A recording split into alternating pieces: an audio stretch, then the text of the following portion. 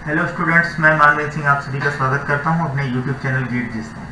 दोस्तों, इस पार्ट में हम आपसे डिस्कस करेंगे कि इंटरप्ट क्या होते हैं एंड सिस्टम कॉल्स क्या होते हैं।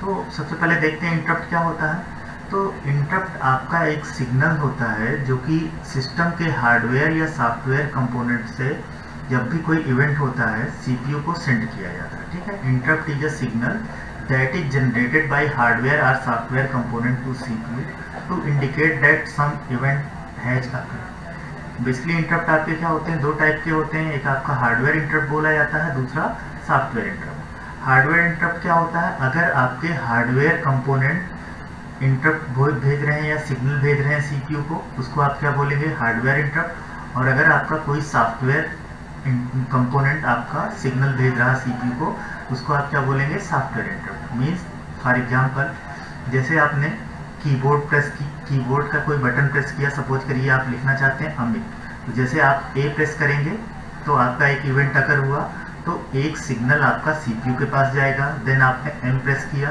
तो एक सिग्नल आपका सीपीयू के पास गया, मीन्स एक इंटरप्ट आपका सीपीयू के पास गया। आपने आई प्रेस किया तो एक सिग्नल या एक इंटरप्ट आपका सीपीयू के पास गया। आपने टी प्रेस किया तो एक सिग्नल आपका सीपीयू के पास गया। ठीक है, तो जब भी आप कीबोर्ड आपका एक क्या है, हार्डवेयर कंपोनेंट, तो इसके द्वारा आपने कोई भी इवेंट परफॉर्म किया तो सिग्नल आपका किसके पास गया, सीपीयू के पास। उसी तरह आपने माउस क्लिक किया तो माउस क्लिक किया तो सिग्नल जाएगा सीपीयू के पास। ये भी आपका क्या हुआ, हार्डवेयर इंटरप्ट। या आपने अपने सिस्टम में कोई नया कंपोनेंट कनेक्ट किया, नया हार्डवेयर कनेक्ट किया, जैसे आपने पेन ड्राइव लगाया या कुछ भी लगाया, तो आपका क्या होगा, सिग्नल सिस्टम के पास जाता है। आप देखते होंगे आपका new hardware has been found notification आता है। तो ये भी आपका क्यों होता है, क्योंकि आपने जैसे ही कोई कंपोनेंट कनेक्ट किया, सिग्नल आपका सीपीयू के पास जाएगा। ठीक है, तो ये आपका हार्डवेयर इंटरप्ट हो गया। और जब भी आपका सॉफ्टवेयर कंपोनेंट कोई सिग्नल पास करे सीपीयू को, तो वो आपका क्या बोला जाएगा, सॉफ्टवेयर इंटरप्ट। जनरली ये आपका कब होता है, जैसे आपका कोई प्रोसेस रन कर रहा हो, मेमोरी आपकी फुल हो जाए, तो आपका क्या होगा, एक सॉफ्टवेयर इंटरप्ट या सिग्नल सीपीयू के पास जाएगा।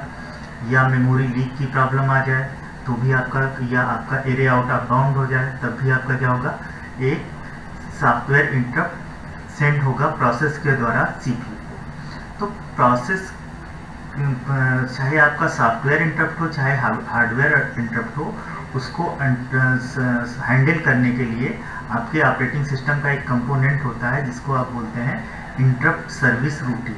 इंटरप्ट सर्विस रूटीन आप क्या करेगा कि हार्डवेयर एंड सॉफ्टवेयर कंपोनेंट से जो आपकी रिक्वेस्ट सिग्नल जा रही है, उसको करस्पॉन्डिंग जो भी आपको सर्विस प्रोवाइड करनी होगी वो आपको प्रोवाइड की जाएगी।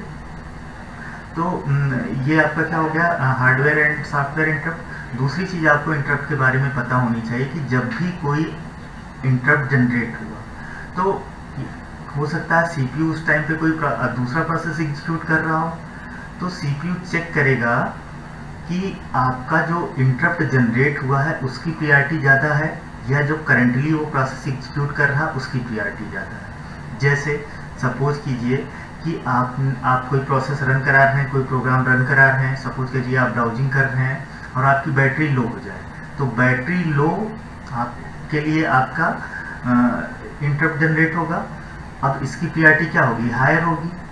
ठीक है, प्रोसेस का जो जनरली यूजर के प्रोसेस होंगे उससे उसकी प्रायोरिटी क्या होगी, हायर होगी। तो सिस्टम क्या करेगा, पहले आपको नोटिफाई करेगा कि आपकी बैटरी लो हो गई है, उसके बाद वो मीन्स कंटेक्ट स्विचिंग हो जाएगी, उसके बाद वो आपका यूजर का जो करंटली एग्जीक्यूटिंग प्रोसेस है उसको एग्जीक्यूट करेगा। लेकिन अगर मान लीजिए जो इंटरप्ट आया उसकी प्रायोरिटी कम है, उसकी प्रायोरिटी अगर कम है तो आपका सिस्टम क्या करेगा कि उसको बाद में सर्विस प्रोवाइड करेगा, पहले आपका करंटली प्रोसेस को एग्जीक्यूट करेगा। तो फिर से एक बार आप देख लीजिए, इंटरप्ट क्या है, interrupt is a signal that is generated by hardware और software component to CPU to indicate that some event has occurred. ये हमने आपको बताया। इंटरप्ट आपके दो टाइप के हुए, hardware interrupt when interrupt is generated by hardware component, software interrupt when interrupt is generated bye software component. Next point आपको इसको क्या दिमाग में रखना है कि CPU compares the priority of the interrupt with the currently executing process. If the priority of the interrupt is higher, then CPU invokes the corresponding IRS interrupt service routine. Which handle the interrupt with the help of system call. तो interrupt जब भी generate होगा तो उसको service देने के लिए आपके पास क्या रहेंगे, सिस्टम कॉल होते हैं। अब सिस्टम कॉल समझते क्या होते हैं।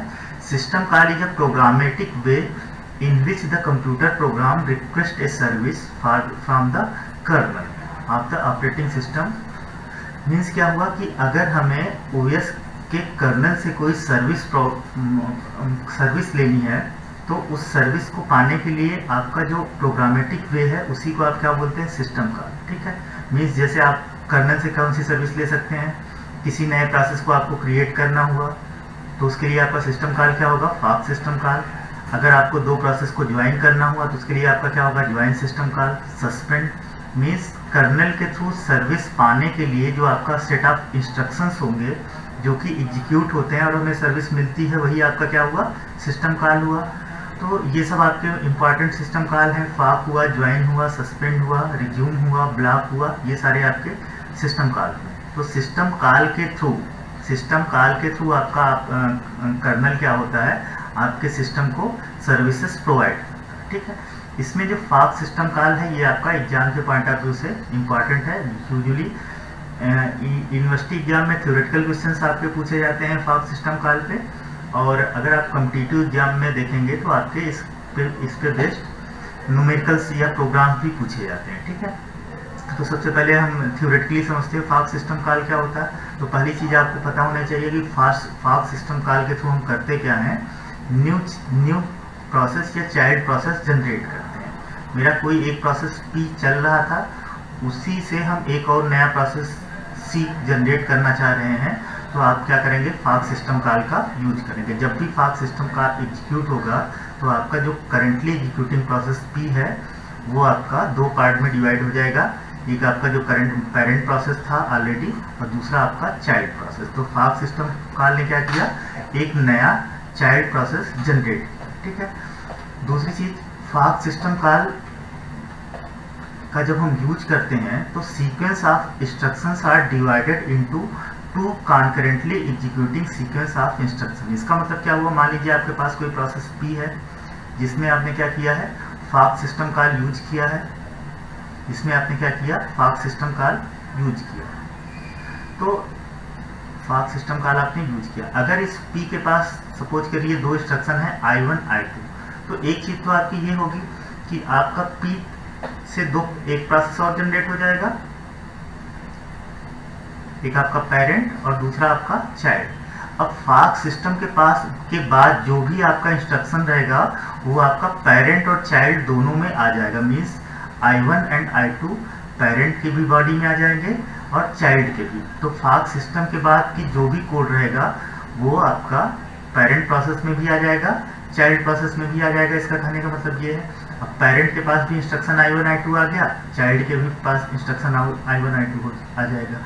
अब लेकिन मैं ये नहीं बता सकता कि पहले पेरेंट का I1 चलेगा कि पहले चाइल्ड का I1 चलेगा। ठीक है, ये आपका डिपेंड करेगा किसको CPU पहले मिला। ठीक है, लेकिन एग्जीक्यूट पेरेंट के भी I1 I2 होंगे और चाइल्ड के भी I1 I2 होंगे। ठीक है, दूसरी चीज after creation of process both parent and child process start execution from the next instruction. Means execution कहाँ से चालू होगा, फॉर्क तो हो गया, एग्जीक्यूशन चालू होगा इसके I1 से और इसके I1 से। ठीक है, और ये आपके लिए इंपॉर्टेंट पॉइंट है खासतौर पे कॉम्पिटिटिव एग्जाम के लिए कि फॉर्क सिस्टम कॉल रिटर्न क्या करता है। ठीक है, तो fork system call 0 value return करेगा चाइल्ड प्रोसेस में, चाइल्ड प्रोसेस में आपका 0 वैल्यू रिटर्न करेगा और पेरेंट प्रोसेस में कोई नॉन जीरो वैल्यू रिटर्न करेगा। तो ये चीज़ आपको पता होनी चाहिए।